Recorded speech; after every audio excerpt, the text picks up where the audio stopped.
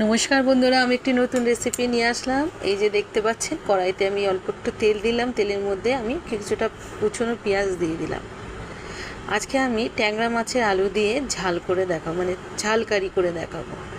এবারের মধ্যে একটা বড় সাইজের টমেটো কুচো দিয়ে দিলাম। হালকা ভেজে আমি এটা নামিয়ে তুলে রেখে দেবো।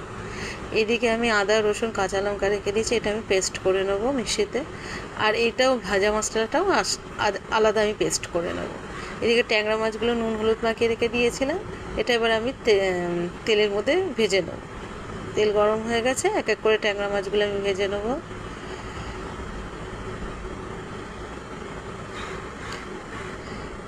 ট্যাংরা মাছগুলো আমার সব ভাজা হয়ে গেছে। এইদিকে দেখেন পেঁয়াজ টমেটোটাও বেটে রেখে দিয়েছি, এদিকে আদা রসুন কাঁচা লঙ্কাটাও বেটে রেখে দিয়েছি। এইবার দেখেন মাছ ভাজা হয়ে গেছে, আর আলুগুলোকে নুন হলুদ দিয়ে একটু ভেজে তুলে নিলাম।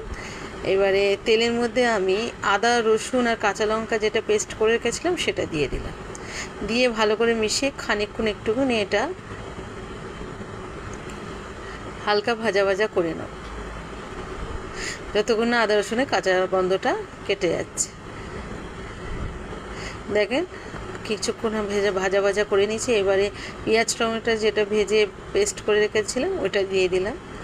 দিয়ে ভালো করে আমি মশলার সাথে মিশিয়ে নিলাম। দিয়ে আমি কিছুক্ষণ কষিয়ে নেব।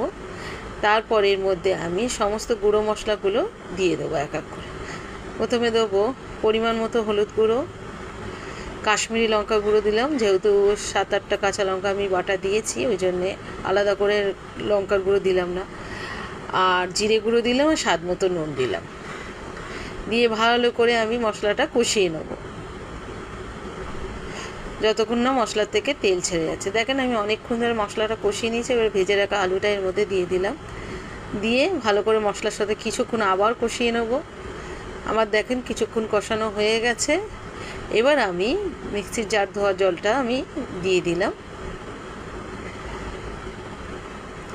দিয়ে ভালো করে মশলাটার সাথে আলুটা মিশিয়ে নেব।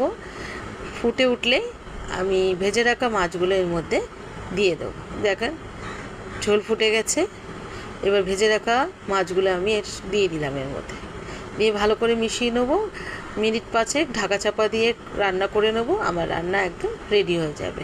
একটু ধনেপাতা কুচি পড়লে জিনিসটা আরও ভালো হতো, যেহেতু ঘরে ছিল না ওই জন্য দিতে পারলাম না। আপনারা অবশ্যই দেবেন। এই যে দেখেন ট্যাংরা মাছে আলু দিয়ে ঝাল কারি একদম রেডি। এইভাবে বাড়িতে একবার ট্রাই করে দেখবেন, খেতে খুব ভালো লাগে। গরম ভাতের সাথে অসাধারণ লাগবে। ধন্যবাদ।